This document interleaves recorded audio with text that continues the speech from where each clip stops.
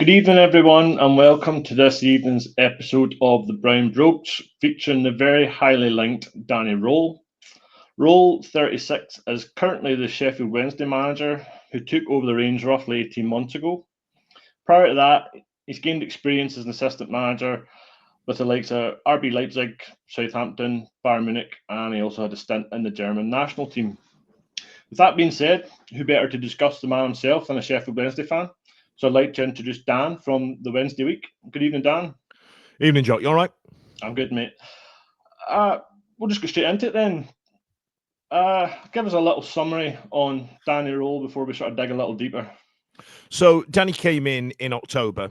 We lost Darren Moore in the summer after getting promoted at Wembley from League One into the Championship, and we hired ex-Watford manager Xisco Munoz, who didn't win a game with us in the league at all. So he got his marching orders after, I want to say, 13 games. It was the end of October around when Danny came in. So we're talking mid-October when Xisco went, and we were in a turmoil. At this point, we'd not. I think we chalked up something like 3 points at this point, and Danny managed to get a tune out of us. There's a couple of teething issues in terms of who's good. Any manager would have that, trying to find out what the lay of the land is with the players. But he managed to get a tune out of us, and we managed to get some wins over the board, and we managed to stay up what mathematically was on the last day. But we were tearing up that relegation zone for the last 5 months of the season. Then the summer came. We signed something like 14 players. A lot of these were re-signings as well. So we had Deschamps Bernard. We managed to get a contract for him. We had Josh Windass. We managed to get a contract for him and re-signed James Beadle on loan from Brighton, the goalkeeper. So, we started okay. It was going okay. There was we've had a couple of beatings, don't get me wrong. So, for example, in Danny's first season, we got our backside handed to us by Ipswich, who were tearing up to the Premier League at this point. There's been some beatings this season where we've just not really sat. But what happened was in December, there were, what online social media is like. You've got the fans going, let's make a sign in, who are we going to get, and everybody's speculating what position we need and stuff like that. So when the press actually asked, hey, Danny, have you got your eye on anybody? He went, I don't know. I've not spoke to the chairman. And this is like late December.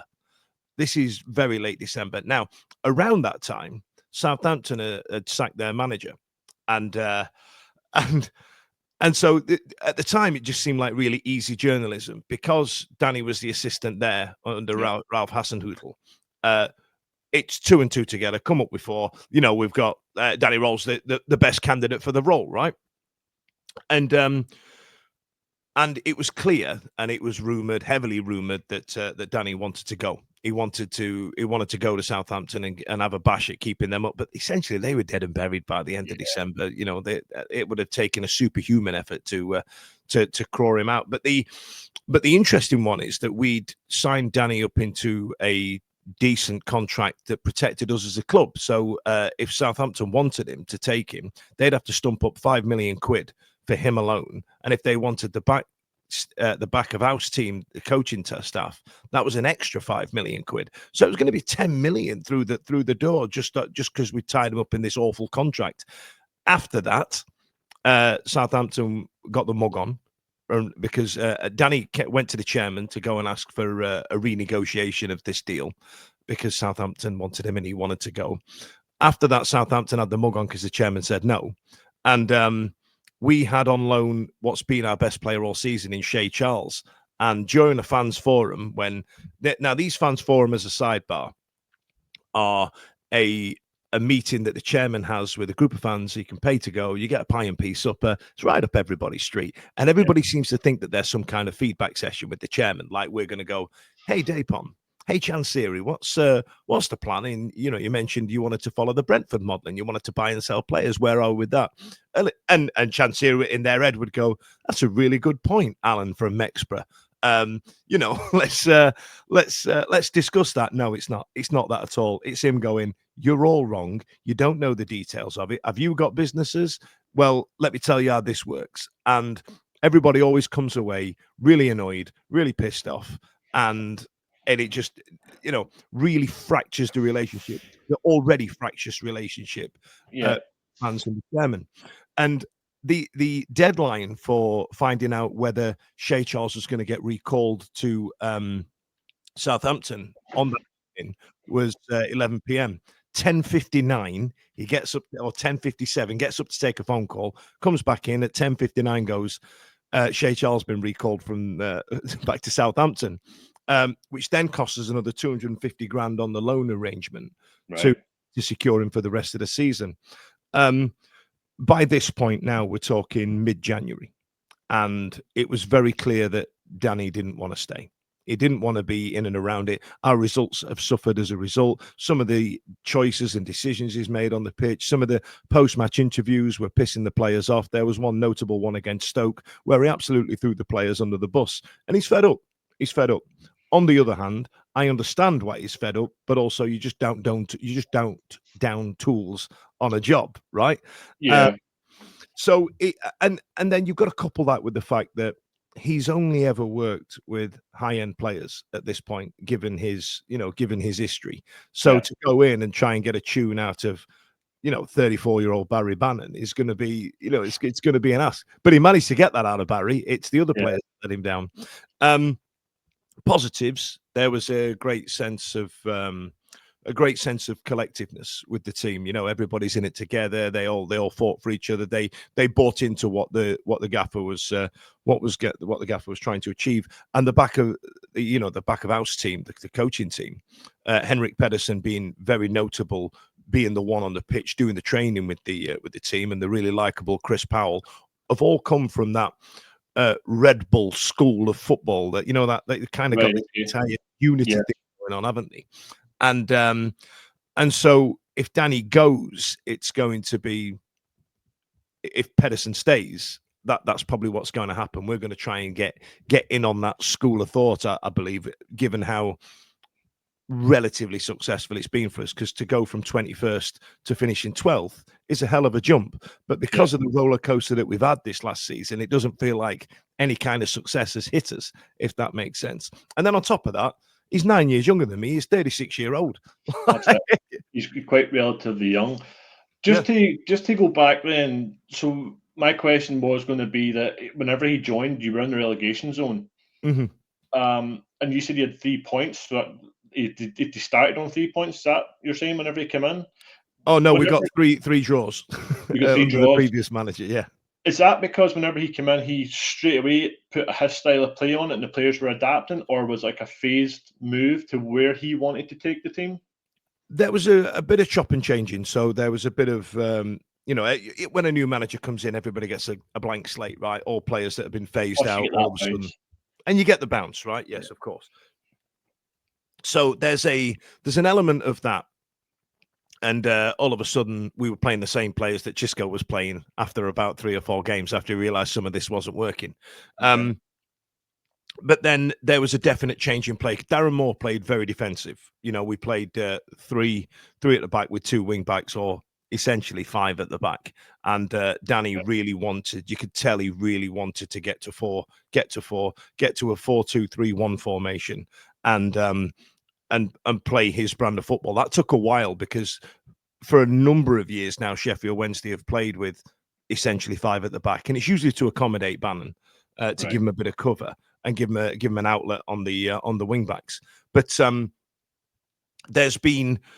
there was a desire to get to 4 at the back, and we finally got there, which is amazing. It's a lot more exciting to watch. Danny plays some attacking, forward flowing football. And sometimes, if you come up against a team with a bit of nous, you can have your backside handed to you. Like I said to you before, most notably, Ipswich did it last season. yeah. I will say Ipswich, they were flying though, weren't they? They said they're one of those teams that just back-to-back promotions, wasn't it? Absolutely, yeah. So they had some really well spent influx of cash in January in their League One season. Spent it very, very well, and then went sailing up to the Premier League. And I think they've just found out how big the gulf is between Yeah. the Premier League and the Championship. It's massive. For what you're saying then from Rolls, formation wise, he obviously is attacking style football. Hmm.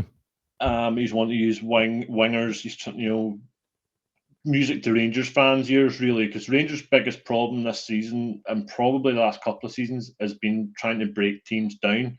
We're too slow, we're too passive in moves, but we find that whenever we actually do pass the ball and transition quite quickly, we get success. But over the period this season, last season, we've been too slow. Is that something then Roll would encourage? Absolutely. It's very much a numbers game. There aren't any wasteful balls into the box, like you're just hitting the byline and hoiking it in. Rangers fans use that. There's not a lot of those ones, but there is a measured approach of where they go diving in and will they cut back? Will they go to the edge of the area? That's a lot more measured. Will they even get to the byline and start running into pass one to the edge of the 6 or to the penalty spot? That type of thing. So there's clearly been a focus on that rather than the fullbacks, 32-year-old Marvin Johnson trying to bust his ass to get to the other end of the pitch. So that's really encouraging, and you could tell there's been a lot of times where we've tried, when Bannon's been injured or he's had a rest or something like that, he's tried to play with two, if you play footy manager, MCs rather than a DMC and an AMC, right? You know what I mean? So plays with two box-to-box midfielders, and it's not worked. It's not worked. So in the middle of that 4-2-3-1, there needs to be a ball player and I keep using the term on my show, shit kicker.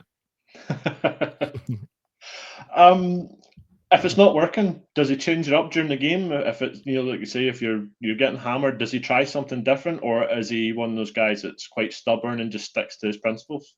The fact that you've picked up on that, I genuinely feel like you've been watching my show. I spent a lot of the season under Darren Moore complaining that it's like, have you ever played Sunday League football and you've been sub for a week and you stood next to the gaffer going, boss, it's not working. Gaffer, it's not working. Get me on. It's not working. Get him on. It's not working. And the gaffer will inevitably go, we'll give it 5-10 minutes. And then all of a sudden that turns into 20. That's Darren Moore.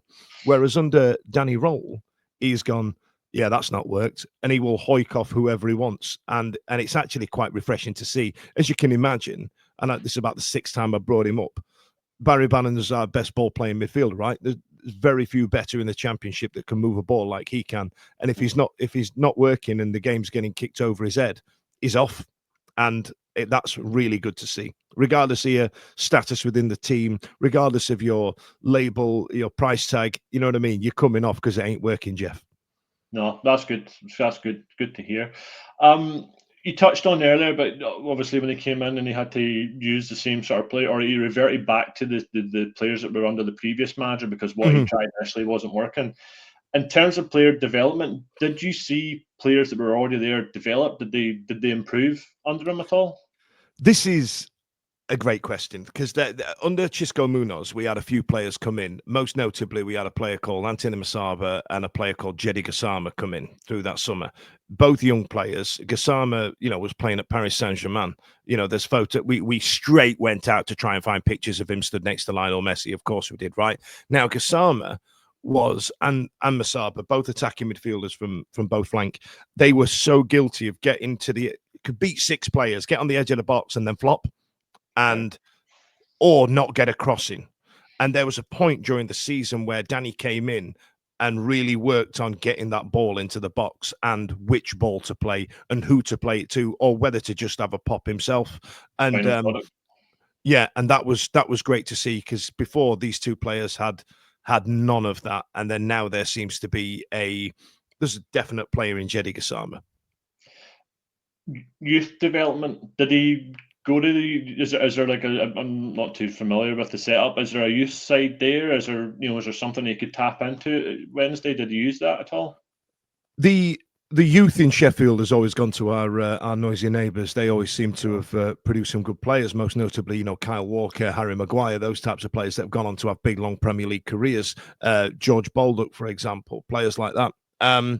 There with Sheffield Wednesday, we've got a few youths come through that we did about 15 years ago, but nothing really of note coming through. And we released a good number of players last week. However, there was one player called Gabriel Otabeo, who we got from Oldham or something when he was about 18 years old. And he's 19 and he's been playing. We've had some forced changes in the defence, and he came in at centre back and has held his own significantly. He's sent out players like Sean Fusiri to Carlisle to get some minutes under his belt, and he's not been shy of playing him.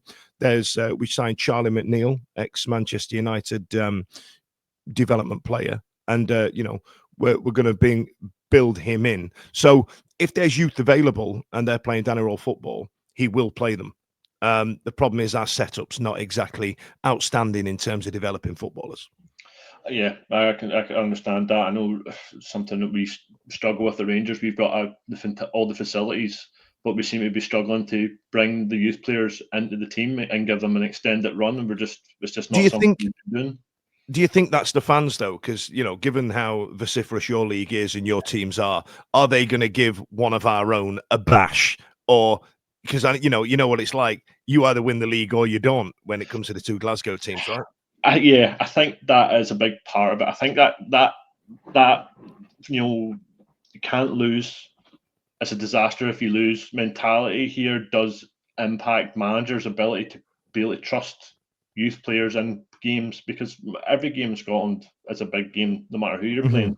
Because every team seems to stop their game when they play against Rangers, or we just don't seem to rise to the occasion. But in saying that, yes, me personally, I think it does impact the ability to play youth players.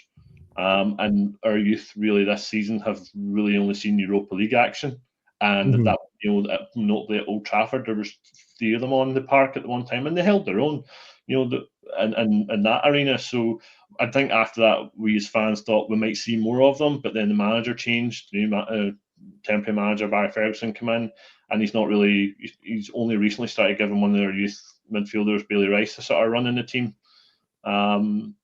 Yeah. It's part and parcel of it, I think, with the old firm. You touched on then, obviously, when Danny came in, there was issues with budgets and financial restraints. Obviously, then he's able to work with that. In the second season, then, did he get any money to bring in his own players? Was he able to then use that and try and implement the style he wanted to play? So there was a few players brought in. There was Jamal Lowe, who came out of nowhere, ex-Portsmouth striker, and there was Nathaniel Chalobah. Every player that Danny seems to have brought in hasn't really set the world on fire. But I genuinely don't believe that, given the Red Bull school that they're from, I don't think that it's about the player and it's about the manager picking the players. I think it's, does he fit into this system? Here's a spreadsheet of players with some statistics on it. Pick one from there that we can afford. You know what I mean? I think very much we've been playing roll ball, but the players that he's signed haven't been great. If I'm brutally honest. Okay. I wasn't expecting that, actually. I thought you'd have a glowing reference. What sort of relationship then does he have with the squad? Because I know you've touched on earlier that obviously he was annoyed and frustrated with maybe the Southampton move not going forward, and he's lashed out and he's chucked the players under the bus. Is that, you think that's just part and parcel of the situation he was in at the time? I think there's an element of he got the trust of the players. Like Chisco didn't have the trust of the players. They didn't buy into what he was trying to achieve. Yeah. Danny got that, and he got the loyalty. But there was a few terrible losses in early January where, well, we've not won at home all season in 2025, apart from New Year's Day. So there's been a few rumblings, and as a few of those, I don't need to tell you about crowd expectation, and there's no Hillsborough when it's rocking is an amazing ground, but when it's not rocking and it's quite the other way down the scale, it's bloody awful to be in. And so Danny's clearly felt that, and there's a few post-match interviews where he's gone, my players aren't good enough, the players aren't this, the players aren't that, and you know what footballers are like. They're a temperamental bunch, right? They're a bit tetchy, and they didn't like it. I'm seeing a lot of similarities this season between Rangers and Sheffield Wednesday by the sounds of it. Absolutely. The relationship with the fans then, because the fans, the demands, the expectation of Rangers is just through the roof. And, as you were saying there, the run of games you'd went at home, you haven't won. Rangers are in the same boat. I think it's February since we won at Ibrox, which Wow. for Rangers is That's just not unheard of. acceptable for you guys, is Yeah. it? No, definitely not, and it's still continuing. Wow. So yeah, as fans side, does he have a good relationship with the fans at all, or is it He a did. wee bit? He did. Okay. It did until this week. There was lots of rumblings in January about him, chucking the towel in. Yeah. But, he's still our manager. You still got to back the team. Of course you have, and all the rest of it. But this interview that he's done, which is why we're talking tonight, is very much a come and get me plea. There's a lot of mentions about wanting to manage at the highest level. There's a lot of mentions about I want to be at home in Leipzig. You know what I mean? And then you guys have entered the fray as well, where he can look at that and he can really push his career forward, because there's been a number of managers that have managed up there and then managed to get jobs on the back of it. Notably Steven Gerrard got the Villa job, and not to be disrespectful in terms of using you guys as a stepping stone, but there's been times that once people have moved on, they've managed to get jobs that sometimes they succeed in and sometimes they won't. You had Ange go to Spurs from the other side. Brendan Rodgers is an absolute trash manager, but he still gets jobs that he doesn't deserve, right? Philippe Clement will probably get a decent job next season. Steven Gerrard got the Villa job. So, I feel like he could look at you guys and go, that'd be a great fit for me. The fans would get on side, big passionate fans. Because I must admit, I sat there at the end of the season and we're all singing his name and we're having an amazing time. We're doing the lap of honor. And I remember turning to my pal and saying, he's not going to get this anywhere else. And then when I found you guys were sniffing, I thought, oh shit, yeah, it probably is now. Like, you know what I mean? And so I think he'd be great, but because of his age, there has to be an expectation that it might be a short-lived love affair, like it is with us. I think that is just the way football managers are at the moment. If you go somewhere and do a good job, somebody Premier League, they've got money to burn, same as in Germany as well. They'll happily throw money at a manager if they believe that they have the qualities. That kind of brings me to my next question is we know Glasgow is as first as everything, second nothing, and the demand and expectations there. Do you think he's got the ability to cope with that demand? I don't know, because we lost the derby twice this season, right? We've lost to Sheffield United twice, and I don't think he was ready for the backlash of that, especially for £25 million failure, Ryan Brewster scoring the winner in our own backyard. I don't think he was ready for the fallout for that. And I think that, given all the rumblings that happened in January, that game in March made him go, what the fuck have I done? What has gone off here? You know what I mean? And you have across social media all of those tier makers, and they always talk about the top derbies in Britain. Yours is always at the top. So imagine losing that. He's had his ass shown to him losing to Sheffield United. Imagine if he lost to the Greenside. Yeah, it's not looking good. It's not looking good so far.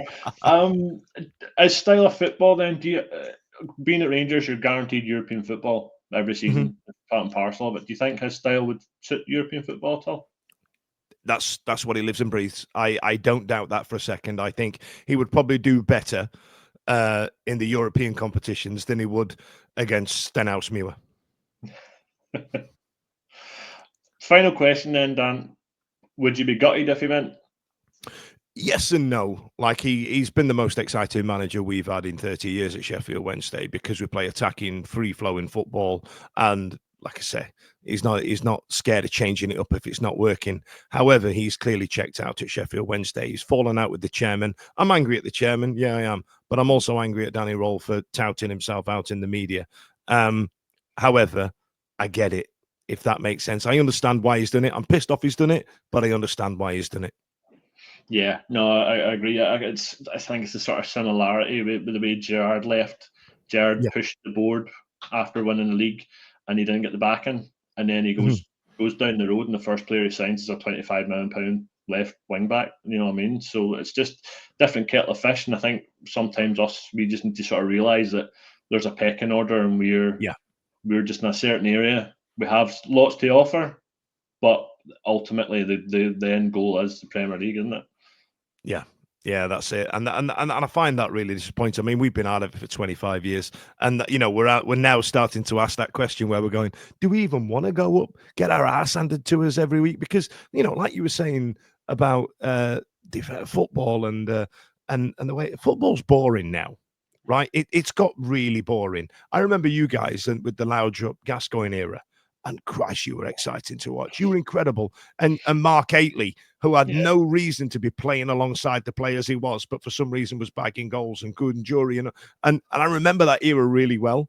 And then fast forward 15, 20 years, we've now, no one, I think Gary Neville said it on his podcast, no one's going to football to watch Harry Maguire pass the ball or Virgil van Dijk pass it sideways. But for some reason, that's where football's gone. And what we had with Danny Rohl was a bit of a taste of the olden days. Interesting. Dan, thanks for joining. If you just want to let everybody know where they can find you.